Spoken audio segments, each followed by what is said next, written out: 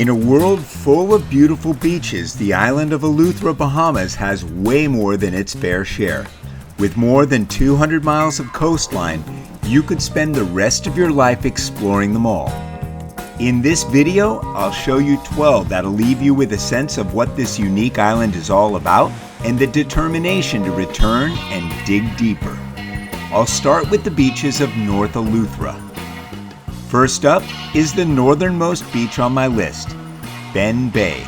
It's difficult to imagine a more beautiful slice of paradise existing anywhere in the world than this perfect crescent of soft, sugary sand. It's pretty small, 300 or 400 yards long at most, and the mount that protects it is maybe 50 yards across. Like most of the beaches on Eleuthera, whether the snorkeling's great or not, the visuals are just stunning. This place is beautiful. It's popular with boaters, and there were several anchored during our visit. There is snorkeling here with nice schools of blue tang around the rocks to the right and left ends of the beach. I even spotted what appeared to be a baby dolphin in close to shore, but he was gone before I got in. The road here can be very difficult, so be prepared for that. But this beach is worth it. Next on the list is right next door and just a little south, Preacher's Cave Beach, also called Tay Bay. It's one of the first places the Eleuthera adventurers settled when their ship wrecked on nearby Devil's Backbone Reef. The water is gentle and clear, and the secluded, quiet vibe is exactly what Eleuthera is known for. Shade trees line the beach, making it a perfect place to have a picnic after visiting nearby Preacher's Cave. If I washed up on these perfect pink shores, I'd build an altar too. Up third as we head south across the Glass Window Bridge is Queen's Bath. Not strictly a beach, but if you love places where water meets the shore, this spot qualifies with flying colors. Look for this sign on your left as you cross the bridge from the north. This beautiful collection of seawater baths at the foot of the cliffs give an opportunity to soak in a natural tub. To reach them, it's a bit of a climb down over sharp rocks, so make sure you wear proper footwear, ideally rugged water shoes, because if you ever remove them while visiting here, you will get cut. You have a choice of taking a dip in the tubs towards the back where the water is warmer, or in the ones up front where they're spilling over with crisp, clear blue crystalline water. There's even some fish here to keep you company. The waves here can be angry, so be careful and don't turn your back on the sea.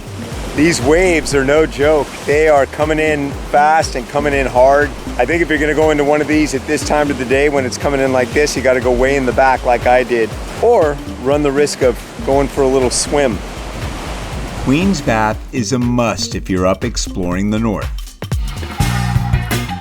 Less than a mile further south across from Daddy Joe's restaurant, you'll find the turnoff to the next beach on my list, Galding Cay. This spot seems straight out of a Corona commercial. White sands, no crowds, and aquamarine waters that are as flat as an ice rink. It's fantastic for kayaking if you have access to one, and the snorkeling out around the cay to the right is pretty good. There's lots of colorful sea life out here among the rocks with stingrays and interesting schools of fish. And here's a tip.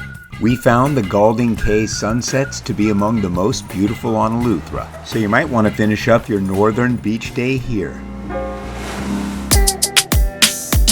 The final northern beach is for snorkelers, Oleander Gardens, just 5 minutes south of Galding Cay on the same side of the island. It's known for the abundance of sea life on the left side of the cove, but the beach is pretty rocky, there isn't any infrastructure, and very few parking spaces as it's a private community. Next up are the beaches of Central Eleuthera, near Governor's Harbor. First among those in my book is Twin Coves, just a couple of miles northeast of town. Like many of the beautiful beaches on Eleuthera, the way to Twin Coves includes a few less than perfect roads. But once you lay eyes on this perfect slice of paradise, you'll quickly forget all about how you got there. To fully take in the beauty of this amazing place, walk on the narrow spit of sand out to the tide island and turn to face the shore. Not bad, huh? A huge bonus here is the snorkeling. There's an assortment of colorful fish, coral, and sea fans that make this one of our favorite snorkels on the island. It's also an easy walk to the next series of gorgeous beaches just south of here. So you could make it a one-stop, three-beach day. Seen in the movie The Beach, where they see it for the first time. This is special. This is a really special spot. Next up is Alabaster Bay, also known as Receivers Beach, 2 kilometers south of the airport on the west side of the island. This spot has a lot going for it, beginning with the easy access from the Queens Highway. A paved access road on Eleuthera is a luxury, and this beach has one. Receivers Beach is a long, dreamlike crescent stretch of sand ringing a calm, beautiful bay. And when we stayed in Governor's Harbor, this was our go-to beach to hit at the end of long, adventurous days. Home to one of the few beachfront resorts on the island, it's also one of the more lively beaches we experienced on Eleuthera. If you like paddling kayaks and hearing music and families play, this is the place. And bring your snorkel gear, because the rocks near the shore provide some nice fish gazing. My next spot to visit is another that's not strictly a beach, Receivers Dock, at the end of the access road for Receivers Beach. I included it in this video again for the snorkelers. The underwater ruins left behind when the US Navy abandoned their base provide a unique environment for sea life and make it a great addition when visiting Alabaster Bay. One beach I'd love to have spent more time on is Airport Beach, directly across from GHB Airport. It's accessed by a couple of roads that range from okay to nearly impassable, and I suggest trying the first one you see when exiting left out of the airport. It's a beautiful, secluded spot with soft sand and that crystal clear Eleuthera blue that invites you to jump in and cool off.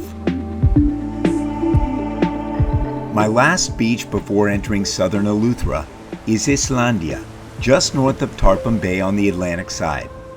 Not the easiest beach to find, but well worth it once you get through the rough and narrow access road. You emerge here with the feeling you've discovered something.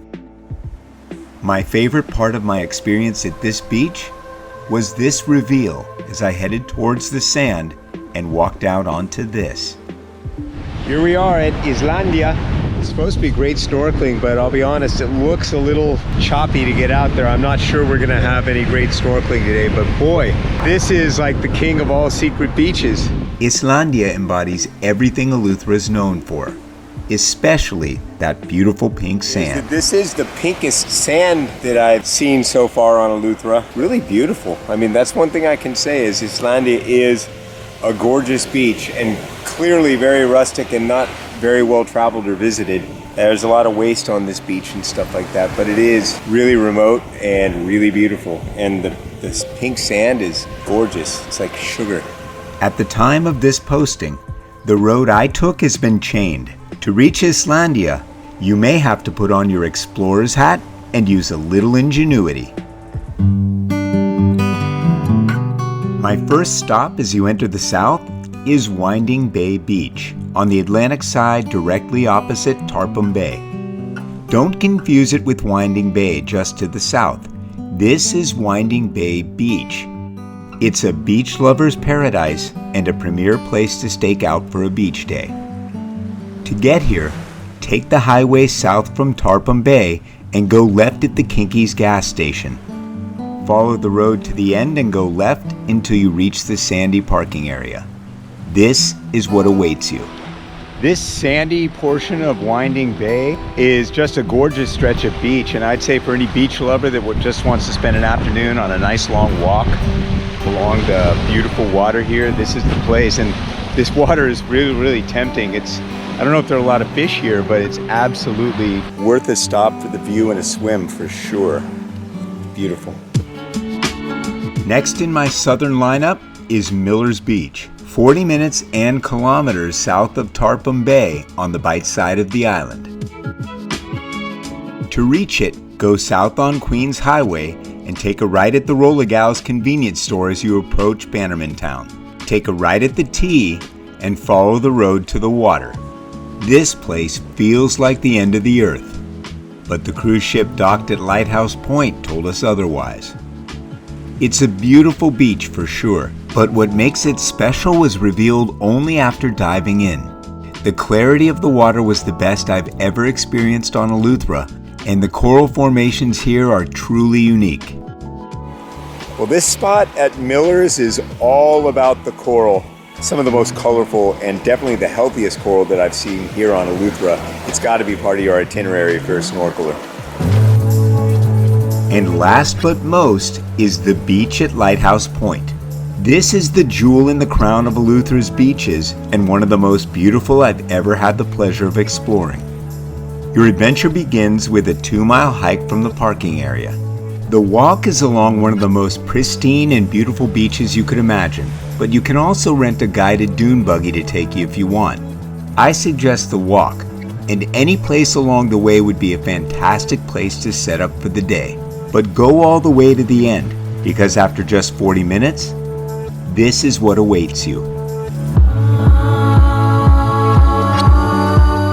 This is the very southern tip of Eleuthera, where the waters of the Atlantic meet those of Eczema Sound. The views and the tucked away corners of beauty here at the point will leave you speechless. This is ridiculous.